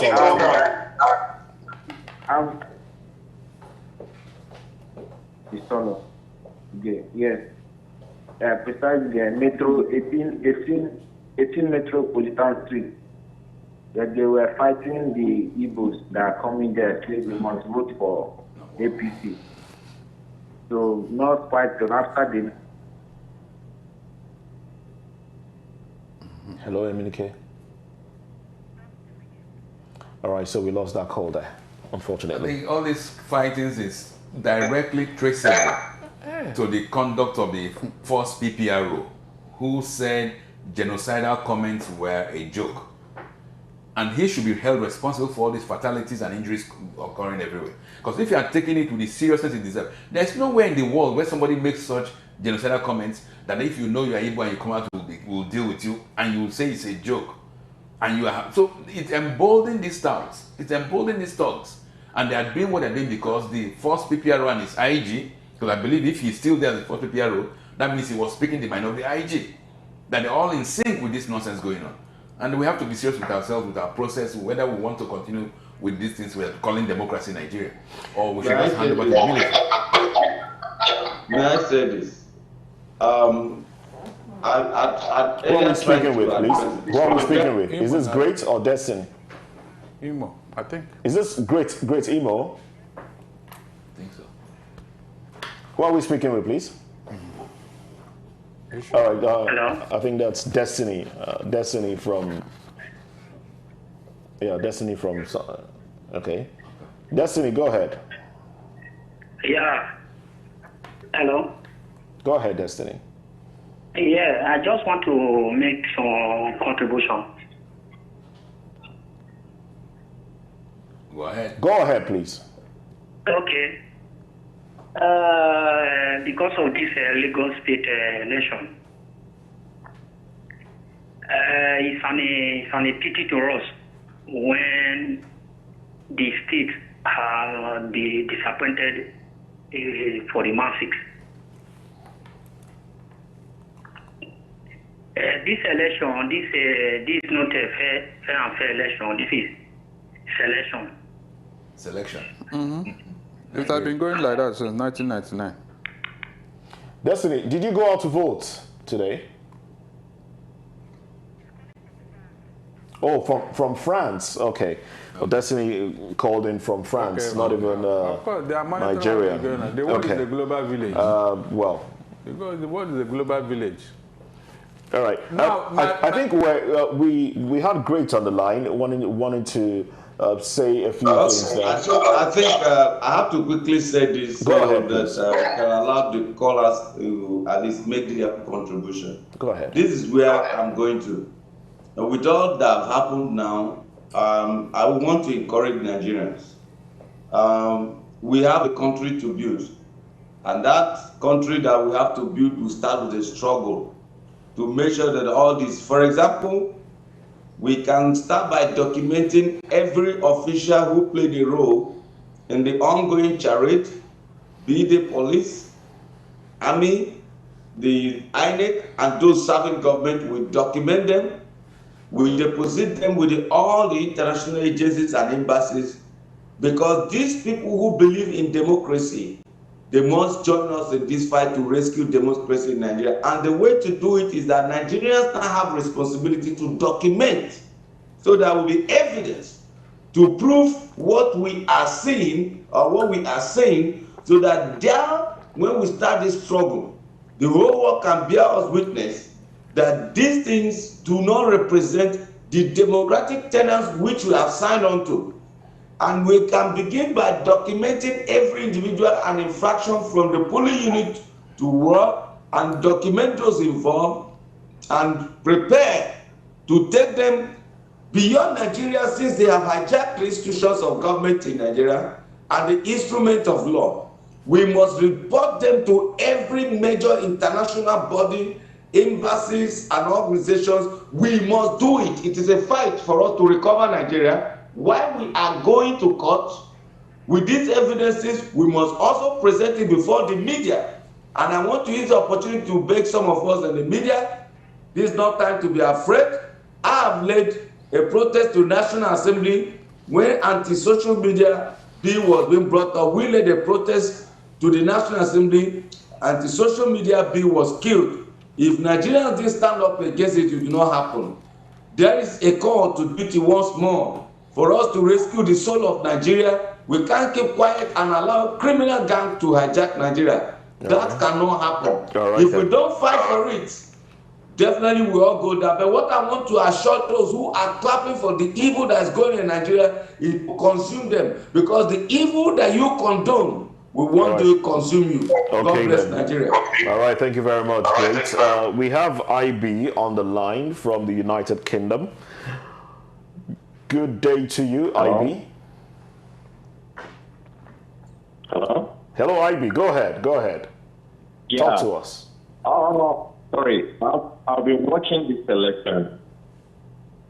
But one thing that is baffling me is that Tinubu has been declared the president-elect. Then with what is happening in Lagos, how is he prepared to rule Nigeria with what is happening right now? But we are aware that all these things happening are a war. He has been ruling Lagos by this structure. This is the only structure he has. So how is he going to unite Nigeria? And how is he going to rule Nigeria with what is happening right now in Lagos? That is what I want to know, if you have an idea. But I don't have an idea. But any president I have an idea. Sit down and watch this thing happening in his own state, and you want to rule Nigeria. I have an idea. Like please. All he needed is... sorry, IB, thank you very much. If you people have an idea, I don't know. You are more enlightened, you are more educated than myself. So if you can tell me. We have an idea. Thank you very much. We have an idea where he's going. Barrister Gomo has an idea. Yes. All he needed is to replicate Ensu Oluomo into 36 places and then distribute him all over the states. That's all. Then with already existing dissidents on ground, he would just mobilize them and empower them. That's all. Just arm them to suppress the people in that locality.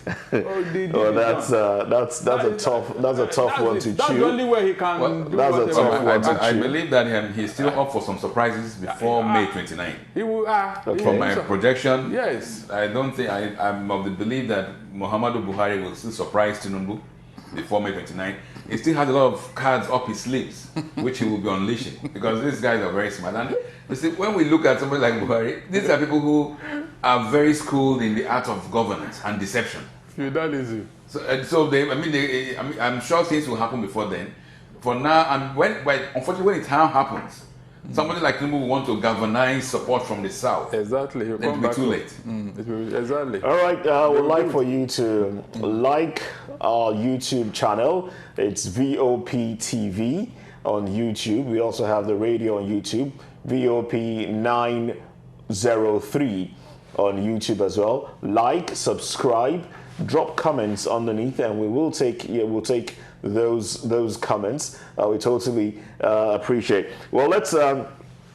We have a few more minutes to go on the program. We're still waiting to hear announcements from the PUs. We'll probably. I do hope that will not be misled by social media posts going forward.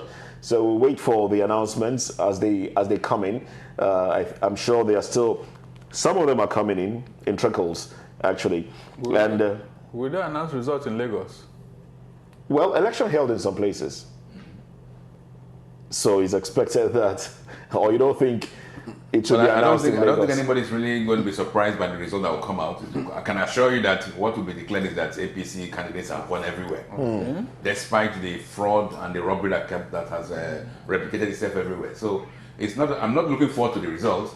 What I would rather be interested in is if INEC will cancel the entire elections in Lagos State. Any other thing apart from that, announcing or whatever, announcing means enthroning criminals into governance. That means in Lagos State you'll be having criminals or those who benefit from crime as members of the House of Assembly, and you'll be reintroducing a governor who has benefited from crime as the governor of Lagos State. So it will be like a cabal of a mafia-like enclave as rulers of Lagos. One would expect that this should be fighting corruption, because the outgoing government campaigned on the ground that they would fight corruption. But it has become the most corrupt government in Nigeria's history. Buhari's government, and he knows it. It has become the most corrupt. All the indices of corruption, the amnesty, the TI transparency. We have a caller from Mafoluku. Good evening to you. Hello. Hi, good evening to you. Welcome to VOP. Talk to us. Yeah, good evening, sir. Good evening. Go ahead. Talk to us. Pardon? I'm Chinyere. You're welcome, Chinyere. Welcome to VOP. I'm calling from Mafoluku. The incident that happened in my constituency is so annoying. What happened? Like this morning when the INEC officials arrived and people came out to vote, and some group of people just came with this small bus. They came down, they were like, if you are an evil person, just leave this place and go to your house. We were like, what happened? They said, people are scared person. Oh yeah.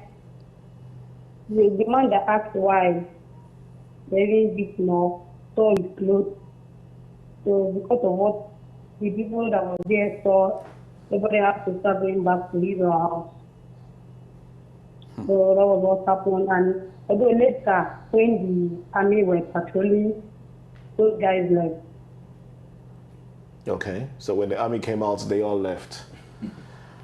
Yes, and there was another place where they were saying, people don't should go, that if you are not an evil person, you don't need to come to this place, just go to your house to avoid problems. So when we saw the army people passing where someone was not reporting to them, telling them that also that they are chasing them away to go to their houses. So the people that was at our own family, the APC representatives, the official, the started shouting, why are we here? We should go back to our house. What are we doing here? We go to our house. After all, we are living in Yoruba people's house. So the thing that made me actually civil vote because of what they were saying. All right, Chinyere. Thank you very much for calling. Moses, please, all these things you are hearing today, has any other ethnic group's name been mentioned except Igbos? Now, what do you think is the grouse? My brother, just ask me. They are the same people who were telling the whole world that the Igbo don't know politics. We only know how to trade. We don't know politics. Now, people out and gave them a shock. Is that not what brought up all this? No, tell me. Is that not the reason? Okay, so because they never expected that this will be your parting shot. A new party will come and win a presidential election in Lagos State.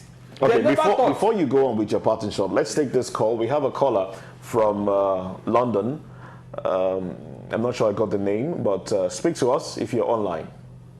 Yeah, hello. My name is Steve. Steve, welcome to I'm calling you from London. Go ahead, Steve. You see, I've been monitoring what has been happening since morning. I got glued to my belly and watching the activities in Nigeria. It's unfortunate that we don't have a country. Yeah. It's too unfortunate. And All I can say is it's only the people of Nigeria that could take back their country. The struggle has just begun, and you people should not back off. You shouldn't back off. The moment you back off, there's going to be a repeat episode. This is the right time for you people in that country to take your country.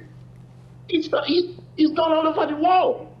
Struggle doesn't, I mean, it doesn't come easy. You just have to, pay them squarely and tell them, look, they're not for all this you're wrong. How could somebody from some part of the country, a dog, ask people not to come out to vote? Why is that done all over the world? All right. And so-called the inspector police is sitting down there, the military guys are sitting down there watching the country deteriorate. All right then. Okay, so yes, since this is my passing shot, please. With all this is that still has online? happened, Okay, with all this threat against the Igbos, will you be surprised if tomorrow they are talking of leaving Nigeria? Will you be surprised? No, answer me. Because when Nnamdi Kanu was talking, they say he want to divide Nigeria. How can you stay in a place where you are not needed? With all their contributions in Lagos State, should they be going through this? Don't you have houses here? Did you hear the houses complaining that they were... Don't you know where they are staying in this Lagos? Anyway, there's no problem. I don't want to say more. Thank you very much. It's so unfortunate that this is being done because of P2B. I'm telling you. Remember, Labour Party... You don't want to say more, please. Let's not Labour Party say came to more. limelight first when Mimiko used it to become the governor of Ondo State. That was the first time Labour Party actually got any national or maybe state level recognition. Office. So that P2B now use that same moribund party to now use it for his electoral position should not be why that party should be stigmatized for the Igbos. So I think this is more endemic, and it's not really an Igbo issue. The Yorubas are being used against the Igbos. Like I said, Mr. President is very smart, and he has other plans again. And I'm sure as it unfolds, even Tinubu himself will be shocked when the time comes. All right, Great Imo is still with us. Let's have your passing shot as well. Well, what I want to say is to thank Nigerians for their determination to bring about positive change. And I also want to encourage them, like I said earlier, it's a long walk to freedom, but you must walk this walk. You cannot just only talk the talk.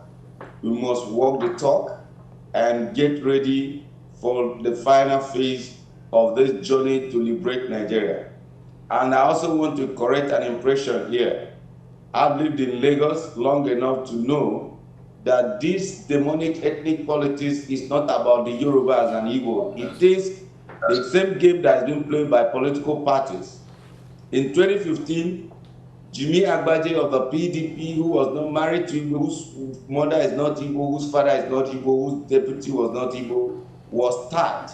It is a demonic manipulation by political parties to recruit people of certain ethnic group to fight against people of ethnic group. And you wonder why people who wants to govern a country, who say they want to progress that country, is destroying it, because there's nothing that can be so fundamentally dangerous to a society than what we are saying. Short a little bit where more people who are taxpayers in a country cannot be allowed to vote for whatever reasons. But this is where I'm going to. Nigerians, document your experiences. From EC8A, from all the polling units should be documented where there are no elections, because you are going to go to court to give the judiciary the opportunity to remedy this thing. And when they don't get it done, get ready for the final phase, because these are minorities in Nigeria. Millions of Nigerians who have been disfranchised will not allow minorities to strangle us in this country. We are going to tread, we are going to march the ground, all right, then. Thank you very much. Thank you very much. Great Imo. Sounds very, very emotional there. Let's have your parting shot, Barrister Eze Eluchie. My own is that there will be other things that will be unfolded by this same regime. All this, we are suffering the pangs of the last days of a drowning regime.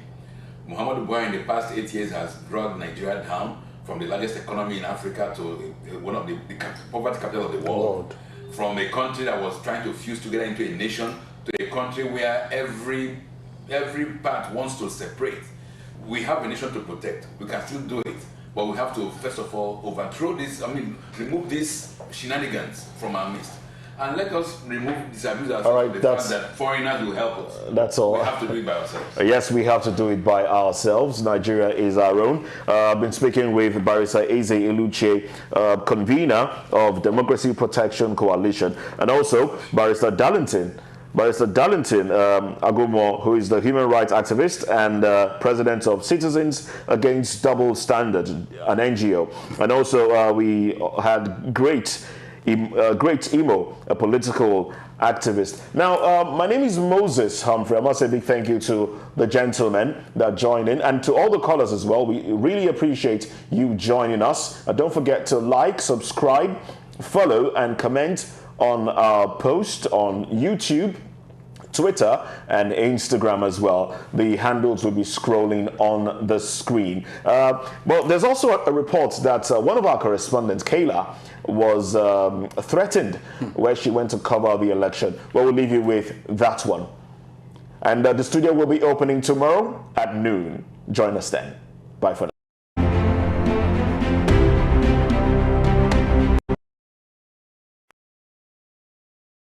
For VOP 90.3 I am back on Babsani Mashal Street, Surulere, Lagos, and of course this is a summary. Yes, this is a summary of how today's observation and reporting went. Okay, so far I've been to some polling units around Surulere and around this axis, and the collation of the votes have been very peaceful, have been calm, although we got some alleged news that some areas around here and some polling units which were unfortunately which we weren't able to cover, they had some thugs come around and snatch ballot boxes. Yes, after the first collation of the House of Assembly results of House of Assembly vote, the next collation for the governorship votes, there were reports that some thugs came around and snatched the ballot boxes. Yes, I wasn't. I'm. It's not confirmed though, but this is a report given to me. As for me, I also got harassed around a certain polling unit area right inside Chief Natufe Street. Yes, one of the polling unit areas there. I got harassed and I was threatened to, I was threatened. I was threatened that my phone will be broken and so much more, but thankfully I am in good hands. My phone is good and there are no issues, just a little harassment here or there, but we are all good. Okay, so far today observation and coverage went well. Environment is peaceful, as you can see, no vehicle. All right, this is Kayla reporting for VOP 90.3 FM. I am back on Babsani Mashal Street, Surulere, Lagos, and of course, this is a summary. Yes, this is a summary of how today's observation. You can make it count. You can be a citizen observer. Ensure that you follow the process and make your vote count. These are the steps to follow. Take a picture of yourself at the polling unit.